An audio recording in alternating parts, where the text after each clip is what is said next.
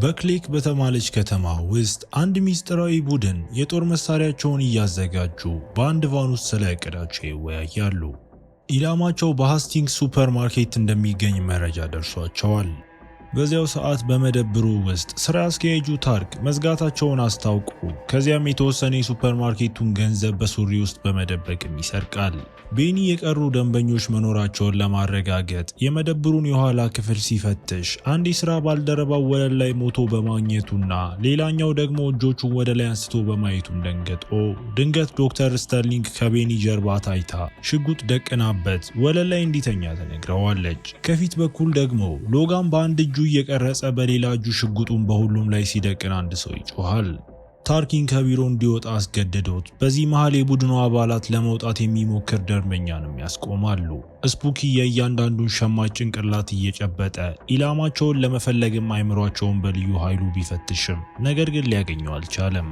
አሮን በድምፁ ማጉያዎች ላይ ይህ ዘረፋ መሆኑን አስታውቆ ሁሉም በሮች በሰንሰለት ተዘግተው ስልካቸውን ሲጠቀሙ የተገኙ በሙሉ ይረሸናሉ።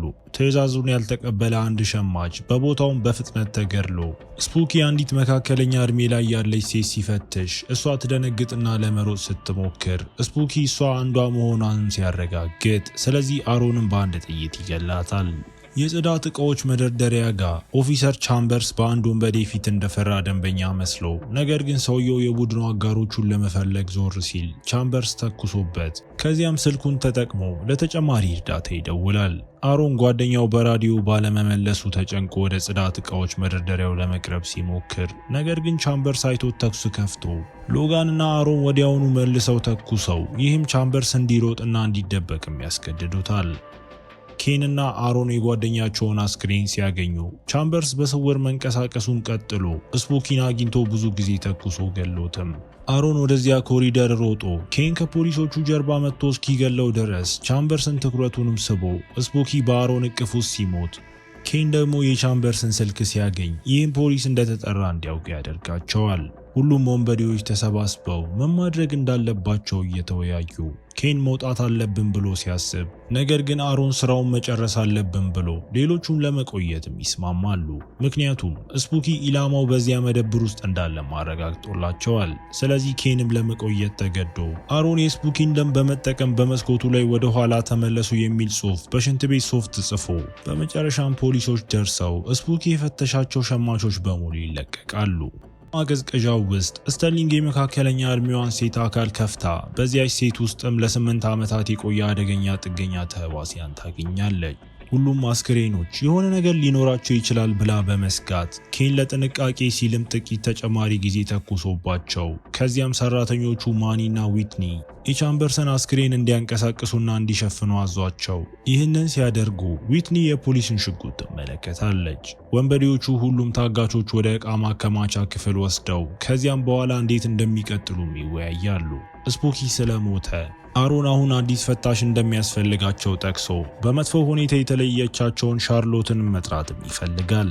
ኬን ትዕግስቱን እያጣ ነውና ታጋቾቹ አንዲት ቃል በተናገሩ ቁጥር በኃይል እየጮኸባቸው ከዚያም አሮን ሻርሎት እስኪያገኙ ድረስ ታጋቾቹ በስኒፕ ምርመራ መፈተሽ መቀጠል እንዳለባቸው ወስኖ ኬን መብራቶቹን በሙሉ ሲያጠፋ አሮን ስተርሊንግ የሞተችውን ሴት መመርመሯን እንድትጨርስና ሁሉንም ነገር እንድትቀርስ ይጠይቃታል። ከውጪ ፖሊሶች የተለቀቁትን ሸማቾች ሲጠይቁ ዲቴክቲቭ ሴዝም ከታጋቾቹ አንዷ የእንጀራ ልጁ ዊትኒ መሆኗን ሲያውቅ ተጨንቆ እሱ ሁኔታውን ለመቆጣጠር ሁሉንም አይነት ነገሮችን ማድረግ ይፈልጋል። ስለዚህ ኦፊሰር ሙዲ አሁን ከተማ ውስጥ እንደማይኖር ሊያስታውሰው ተገዶ በዚህ ከተማ ውስጥ ትንሽ ፖሊስና ብዙ ሀብት የላቸውም። በመኪና ማቆሚያ ቦታው ውስጥ ሴዝና ሙዲ የወንበዴዎቹን ቫን አግኝተው በውስጡ ባለው ከፍተኛ ጥይትም ይደነግጣሉ። እንዲሁም ካሜራና በቴፕ የተሞላ ሳጥን አለ። ቫኑ ሚስቱ የሞተችበትና ቀደም ሲል በጄት ፕሮፐልሽን ላብራቶሪ ውስጥ ይሰራ የነበረው በአሮን የተመዘገበ ነው።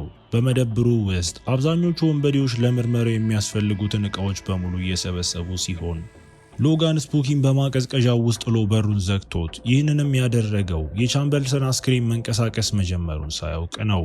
ኬን ለታጋቾቹ ወተት አምጥቶ አንዲት ሴት ልታስታውቅ ብትልም እንኳ በብዛት እንዲጠጡ ማስገደዳቸው ብቻቸውን ሲቀሩ ዊትኒ ስለ ቻምበርስ ሽጉጥ ለቡድኑ ተነግራቸውና ከሴት ስለተማረችም ከወንበዴዎቹ ጋር መደራደር እንደምትችል ትናገራለች። ብዙም ሳይቆዩ ወንበዴዎቹ ተመልሰው አሮን ቡድኑን ለታጋቾቹ አስተዋውቆ ከእነሱ አንዱ በአደገኛ ነገር መበከሉንም ያስረዳል። እዚህ እነሱ ንጹህ መሆናቸውን ካረጋገጡ በኋላ እንዲወጡ እንደሚፈቅድላቸውም ተናግሮ ስፑኪ በብዛት ፈትሿቸው ነበር። ይህ ማለት ማን እንደተበከለ ሊናገር የሚችለው ብቸኛው ሰው እሱ ነበር። ያለሱ አማራጭ ምርመራ ለመጠቀም ይገደዳሉ። ይህም ወተት መጠቀምንና የተበከለው ሰው ላይ ምላሽ እንዲሰጥ አሲዳማነታቸውን መቀየርን ያካትታል። ታርኪ ወደ ሌላ ክፍል ተወስዶ ስሙን በጠርሙስ ክዳን ላይ እንዲጽፍ ተገዶ ስተርሊንግ ምርመራዋን ጨርሳ ተመልሳ እነዚህ ናሙናዎች ካዩት ከማንኛውም ነገር በእጥፍ እንደሚበልጡም ታስረዳለች። ሁሉም ሴትና መባዛትም የሚችሉ ናቸው። ከዚያም አሮን ታርኪን ስለ ግል ሕይወቱ ጥያቄዎችን መጠየቅ ጀምሮ አይኖቹን እጁ ላይ እንዲያደርግም ጠይቆት፣ ሆኖም ግን ታርኪ ስተርሊንግ ጣቱን ለመቁረጥ ቢላዋ እንዳዘጋጀች መሆኑን አስተውሎ ደንግጦ ሲነሳ ወንበዴዎቹ ወዲያውኑ ሽጉጣቸውን በሱ ላይ ይደቅኑና ታርኪ ለነጻነቱ እንደሚከፍላቸው አቅርቦ ከሱሪው ውስጥ ጥሬ ገንዘብ ሲያወጣ ቡድኑም ስለ ገንዘብ ግድ አይሰጣቸውምና ታርኪ እንዲቀመጥም ያስገድዱታል። በዕቃ ማከማቻ ክፍል ውስጥ ኬን ጩኸቱን በሙሉ ሰምቶ ምን እንደተፈጠረ ለማየት መጥቶ ማኒ ከመጀመሪያው ጀምሮ የሳጥን መቁረጫ እንደነበረው ገልጾ በእጆቹ ላይ ያለውን ማሰሪያም ለመቁረጥ ተጠቅሞበት ቡድኑ በመቀጠል ምን ማድረግ እንዳለባቸው ተወያይተው አንድ መምህር ጎበዝ ተኳሽ መሆኑንም ጠቅሶ ስለዚህ ቤኒ ወደ ማቀዝቀዣው የሚወስድ አቋራጭ መንገድ ነግሮት ማኒም የሳጥን መቁረጫውን ሰጥቷቸው ኬን ሲመለስ ማኒ ወደ ሽንት ቤት ለመሄድ ቢጠይቅም ነገር ግን ኬን በዕቃ ማከማቻ ክፍል ውስጥ እንዲሸና ነገረው። በዚያን ጊዜ ሴዝ በመጨረሻው ወደ መደብሩ ለመደወል ተሳክቶለት አሮን ስልኩን ሲያነሳ ሴዝ ታሪኩንና ልጁን በመጥቀስ ሊያስፈራራው ቢሞክርም ነገር ግን አሮን ከ2 ሳምንታት በፊት አደንዛዥ ዕፅ ይዛ በመገኘቷ ታስራ የነበረችውን ሻርሎትን እንዲያመጣለት ብቻ ጠይቆት ከዚያም አሮን ለሴዝ የግል ቁጥርን ሰጥቶ ስልኩንም ይዘጋዋል። ከዚያ በኋላ ወንበዴዎቹ ታርኪን ይዘውት ስተርሊንግ ትንሹን ጣቱንም ትቆርጠዋለች። ታጋቾቹ ጩኸቱንም ሰምተው ነገር ግን ኬን ዝም እንዲሉ ነግሯቸው ጣቱ በበረዶ በተሞላ ጠርሙስ ውስጥ ተደርጎ ለምላሽ 2 ደቂቃ ጠብቀው ምንም ነገር ስላልተፈጠረ ይህ ማለትም ታርኪ ንጹህ ነው ማለት ነው። በዚህ መሃል ሴዝ በቫኑ ውስጥ ያገኟቸውን ቴፖች የተመለከተ ሲሆን ስተርሊንግ ከሌላ ፕላኔት ስለመጣና ለመኖር ሙቀት ስለሚያስፈልገው ባዕድ አካልም ትናገራለች። እሱን ለመግደል ብቸኛው መንገድ ማቀዝቀዣ ነው። ነገር ግን ያ እንኳ ሰዓታትን ሊወስድ ይችላል። ሙዲ ሻርሎት ለብዙ ነገሮች ሱሰኛ መሆኗን የሚገልጸውን ፕሮፋይሏን ለመስጠት የሲዝን ስራ ማቋርጦት የአሮንም ፕሮፋይል ደርሷልና ሰው በመግደል ወንጀል ነፃ ከተባለ በኋላ ከላብራቶሪ ስራው እንደለቀቀ ይገነዘባሉ። ሌሎች ወንበዴዎችም በዚህ ላብ ውስጥ ይሰሩ ነበርና አሮን ሲለቅም አብረው ተለቀዋል። ከዚያ በኋላም አንድ ሚስጥራዊ ክለብ አቋቁመው ብዙ ሽጉጦቹን የገዙ ሲሆን የተቀሩት የላብራቶሪ ሰራተኞች ደግሞ በሙሉ ሞተዋል። ከዚያም ሴዝ ቴፖቹ ማየቱን ቀጥሎ ይህም አንድ ፍጡር ከካሜራ ውጪ ሲጮህ ቡድኑ ከህንፃው ሲወጣም አሳይቶ ብዙ የተኩስ ድምፅ አለና አንድ ሰው በፍጥነት ባለመሮጡም ይሞታል። ይህ በእንዲህ እንዳለ አንድ ፖሊስ ሻርሎትን ከእስር ቤት ወስዶ እሷና አሮን ለምን እንደተጣሉም ሲጠይቃት እሱን ለመርዳት ባለመቻሏ እንደሆነ ታስረዳለች። ነገር ግን እንዴት እንደሆነ አትናገርም። ፖሊሱ አይኑን መንገድ ላይ እንዳደረገ ሻርሎት የእጅ አንጓውን በማላቀቅ ካቴናዋንም ማውለቅ ተሳክቶላት በዕቃ ማከማቻ ክፍሉ ውስጥ መምህሩ ማሰሪያውን ቆርጦ በዚያ ጊዜ ታርኪ ጣቱ በጠርሙስ ውስጥ ሆኖ ተመልሶ በመቀጠል ዊትኒ መፈተሽም ይፈልጋሉ። ስለዚህ እሷ የዲቴክቲቭ የእንጀራ ልጅ መሆኗን ነግራቸው ወንበዴዎቹ ግድ አይሰጣቸውምና ለማንኛውም ሊወስዳትም ይሞክራሉ።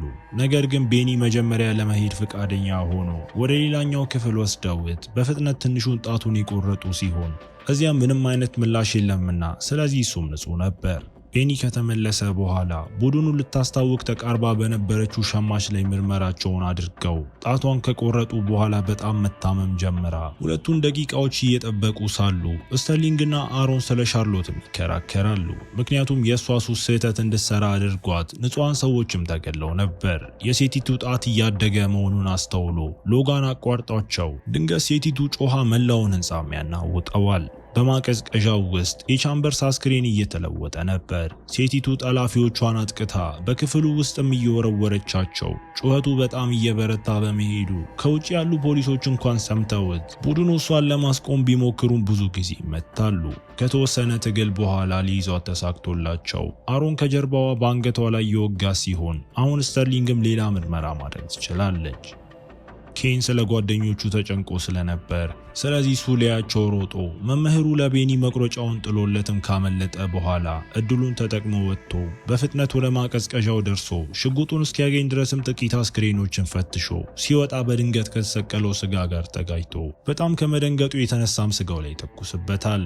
ድምፁ ቻምበርስ እንዲነቃና መምህሩን በጭካኔ እንዲያጠቃው አድርጎት የተኩስ ድምፁ በቡድኑና በፖሊሶቹም ይሰማል። ኬንና ሎጋን የዕቃ ማከማቻ ክፍሉን ለመመርመር ሲሄዱ አሮን ሻርሎት በቅርቡ እንደምትደርስም ቃል ከገባለት ሴዚ ስልክ ጥሪ ደርሶት አሮንም ዊትኒ ደና መሆኗን አረጋግጦለት ነገር ግን ሻርሎት በ10 ደቂቃ ውስጥ ካልደረሰች ነገሮች እንደሚባባሱ ነገረው። በዕቃ ማከማቻ ክፍል ውስጥ ሎጋንና ኬን መምህሩ እንደሄደ ተገንዝበው ኬን ዊትኒ ላይ ለመተኮስ ሲዝት ስለዚህ ቤኒ መምህሩ ወደ ማቀዝቀዣው እንደሄደም ነግሯቸው ሁለቱ ወዲያውኑ ወደዚያ አምርተው መምህሩ ወለል ላይ ደም እየፈሰሰው አግኝተውት ድንገት መምህሩም ይንቀሳቀሳል። ስለዚህ ኬን ለማንኛውም አይተርፍም በማለት ፍጥነት ጭንቅላቱ ላይ ተኩሰውበት ከዚያም አንድ ድምጽ ይሰሙና በጥላው ውስጥ የሆነ ነገር ሲንቀሳቀስ ያስተውላሉ። የተቀየረው ቻምበርስ በኃይለኛ ጩኸት ዘሎ ሲወጣ ስለዚህ ሎጋንና ኬንም ተኩስ ከፍተው ከውጪ ፖሊሱ በመጨረሻ ሻርሎትን ከመኪናው ሲያወርዳት እሷም ካቴናውን በነጻነት ትመልስለታለች። ሴዝ መረጃ ለመስጠት ለአሮን ቢደውልም ነገር ግን አሮን ገና የተኩስ ድምጽ ስለሰማ በኋላ እንዲደውል ነግሮት ሴዝ ሻርሎትን ማብራሪያ ሲጠይቃት በምላሹ አንድ ንጥረ ነገር ትጠይቃለች። በመደብሩ ውስጥ አሮን ጓደኞቹን ለማግኘት ቢሞክርም አልተሳካለትም። ስተርሊንግ ከታጋቾቹ ጋር ስትቆይ አሮን ወደ ማቀዝቀዣው ሮጦ ኬንን ቆስሎ ወለል ላይ አግኝቶት ኬንም ሎጋን መሞቱን ገልጾለት ቻምበርስ የባዕድ ፍጡሮቹ ንጉስ ነውና እሱም ቢሆን በውጊያው ወቅት ስለተወጋ ተበክሏል። ስለዚህ ኬን የመጨረሻ ስንብቱን ካደረገ በኋላ አሮን በአንድ ተኩሱ ገድሎትም አሮን ሚስቱንም በተመሳሳይ ነገር ማድረግ እንደነበረበትም ይገለጣል። ከዚያም ወደ ዕቃ ማከማቻ ክፍሉ ተመልሶ ለስተርሊንግ መረጃ ሰጥቷት እሱ ጠላትን ሲፈልግ እሷ ታጋቾቹን እንድትጠብቅም ጠይቋት በዚህ መሃል ቻምበርስ የሎጋን አስክሬን በመደብር ውስጥም እየጎተተም እናየዋለን። በመኪና ማቆሚያ ቦታ ውስጥ ሴዝ ለሻርሎት የፖሊስ መድኃኒት በመስጠት እንድትናገር አድርጓት ነገር ግን ባዕድ ፍጡራን እውነት መሆናቸውን ለማመንም እሱ ይቸገራል። ድንገት ጩኸት ሰምተው መላው ህንፃ እንደገና ሲንቀጠቀጥ ስለዚህ ሻርሎት ይህ ማስረጃ መሆን አለበት ብለው ከዚያም ታሪኳን ጨርሳ እሷ በባዕድ ፍጡራን ተበክላ እንደነበር ነገር ግን በሱሷ ምክንያት በወሰደቻቸው ንጥረ ነገሮች ሁሉ ምስጋና ይግባቸውና ኢንፌክሽኑ ብዙም እሷ ላይ አልቆየም።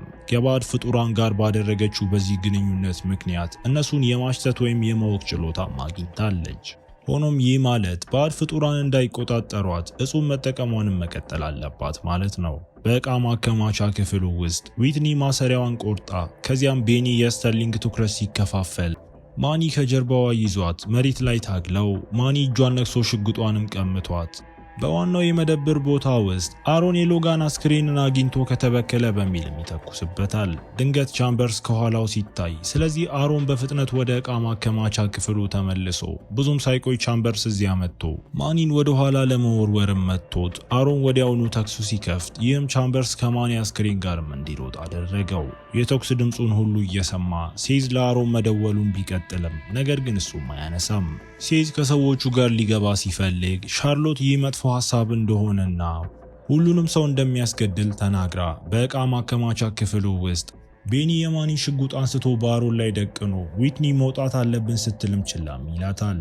አሮን እንዲያምነው ሲጠይቀው ስለዚህ የተቆጣው ቤኒ ጣቱን እንደቆረጡት አስታውሶት ስተርሊንግ እሷም ጣቷ እንደተቆረጠ ግን እንደገና እንደተቀጠለላት ለማሳየት እጇን አንስታ ይህም አስፈላጊ እንደሆነ ተናግራ ከዚያም አሮን ቡድኑ ወደዚህ ቦታ የመጣው የባዕድ ነገስታቱን ለማግኘት እንደሆነም ያስረዳቸዋል። ምክንያቱም እሱን በመግደል ሴቶቹ ዳግመኛ መራባት ስለማይችሉ እና የባዕድ ፍጡራንም ስለሚጠፉ ነው።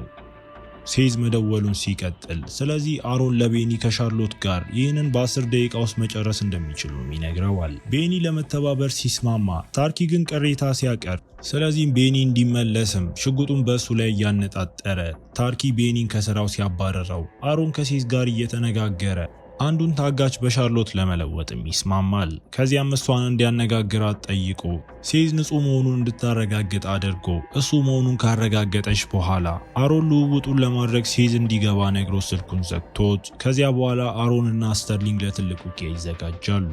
ዊትኒ እነዚህን ሰዎች እንደማታምን ብትናገርም ነገር ግን ቤኒ የቻምበርስን ለውጦች አይቷልና ንጉሱን መግደል እንዳለባቸው ሲስማማ ይህም ከዊትኒ የፍርሃት ምላሽ ያገኛል። ቡድኑ በመቀጠል ወደ ዕቃ ማከማቻ ክፍሉ በር ሲንቀሳቀሱ ነገር ግን ተዘግቶ አግኝተውት አሁን በረጅሙ መንገድ ወደ ኋላ በር መሄድ ይኖርባቸዋልና በመደብር ውስጥ በጥንቃቄ ሲሳቡ የማኒን አስክሬን ወለል ላይ አግኝተውት አሮን ከተበከለ በሚል ጥቂት ጊዜ ተኩሶበት እንዲሁም የኋላው በር መዘጋቱን ስለተገነዘበ ስለዚህ ወደፊት ከመሄድ ውጪ አማራጭ የላቸውም።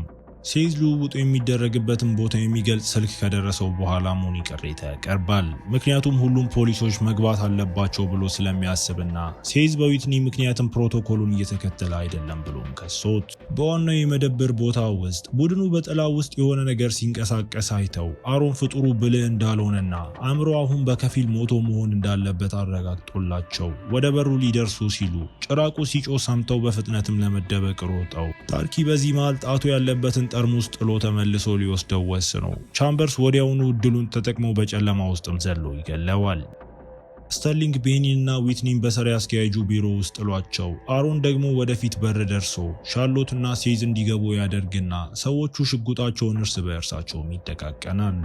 አሮን ለመለዋወጥ ያቀደው ታጋች መሞቱንና ይህንን ለመጨረሻ የሴዝ እርዳታ እንደሚያስፈልገው ማብራርቶለት ስለዚህ ሻርሎት በሩን እንደገና ስትቆልፍ ዲቴክቲቭ ለመተባበርም ተስማምቶ እሷ አስቀድሞ በክፍሉ ውስጥ ባዕድ ፍጡር እንዳለ ተረድታ ይህ ፍጡርም በጣም ኃይለኛ እንደሆነ ትናገራለች። ድንገት ጥቂት የተኩስ ድምጽ ሰምተው ስተርሊንግ ተመልሳ ቻምበርስን 6 ጊዜ ብትተኩስበትም እንዳልተሳካላት ተናግራ ቻምበርስ በመተላለፊያው ውስጥ ሲሮጥ ሁሉም በአንድ ጊዜ ቢተኩሱም ግን አሁንም እሱን አይገድሉትም። ቻርሎት ቻምበርስ የሆነ ነገር እየፈለገ መሆኑን ስለተረዳች ስለዚህ ሴዝ ወደ ስራ አስኪያጁ ቢሮ ሲሄድ ሌሎቹ ደግሞ ትኩረትን የሚከፋፍል እቅድም ያወጣሉ። በዚህ መሃል ቤኒ ለዊትኒ እሷ ስትሮጥ እሱ የፍጡሩን ትኩረት እንደሚስብ ቢነግራትም እሷ ግን ያለሱ ለመሄድም አትፈልግም። እንደ እድል ሆኖ ሴዝ መጀመሪያ አግኝቷት ዊትኒ ልታቅፈውም ሮጣ ሻርሎት የቻምበርስን ትኩረት ለማግኘት ኃይሏን ስትጠቀም ሴዝ ሁለቱን ወደፊት በርም ወስዷቸው እንደከፈተውም ወዲያው ሙዲ የሴዝን ትዕዛዝ ችላ በማለት ሰዎቹን ወደ ውስጥ ይልካቸዋል። ፖሊሶች ቡድኑን በከበቡት ሰዓት በአካባቢው ጩኸት አስተጋብቶ በዚያን ጊዜ ቻምበርስ በአሮን ላይ ዘሎ ከመደብደቡ በፊት ጥቂት ጊዜ ወደዚህና ወደዚያ ወርውሮት ፖሊሶች አሮንን ሳይጎዱ ጭራቁ ላይ መተኮስም አይችሉም። ስለዚህ ሴዝ የቻምበርስን ትኩረት ለማግኘት ሽጉጡን ወደ አየር ይተኩሳል። ፍጡሩ ወደ ፖሊሶች ለመጮህ ሲዞር አሮን ከጀርባው አንገቱ ላይ ወግቶት መክፈቻ ለመፍጠር በበቂ ከቆረጠው በኋላ አሮን ከቻምበርስ አካል ውስጥ የሚያስፈራ ባዕድ ፍጡርም ያወጣል። ፍጡሩ ትንሽ ነው፣ ነገር ግን አሮንን ለመጣል የሚያስችል ጥንካሬም አለው። መሬት ላይ ታግለው አሮን ይህንን ፍጡር ማሸነፍ እንደማይችል ስለሚያውቅ ስለዚህ ሴዝ እንዲተኩስ ጠይቆት ሁሉም ፖሊሶች ተኩስ ሲከፍቱ ባዕድ ፍጡሩ በፍጥነት የሞተ ሲሆን ነገር ግን እንዳለመታደል ሆኖ አሮንም በከባድ ሁኔታ ቆስሏል። በመጨረሻው ትንፋሹ አሮን ስተርሊንግ እንድትጨርሰው ጠይቋት ስለዚህ ውድ ጓደኛዋን ተኩሳ ስትገድል እሷ በሐዘንም ትጮኻለች። ከዚያ በኋላ ሴዝ አሁንም በነፃነት ላይ ያሉ ሴት ባዕድ ፍጡራን እንዳሉ የምትናገረውን ስተርሊንግን አስሯት ሴዝ ሕጉን እየተከተለ መሆኑንና ታሪኳን ለሕግ ለማስረዳት የተቻላቸውን ሁሉ እንደሚያደርግም ያብራራል።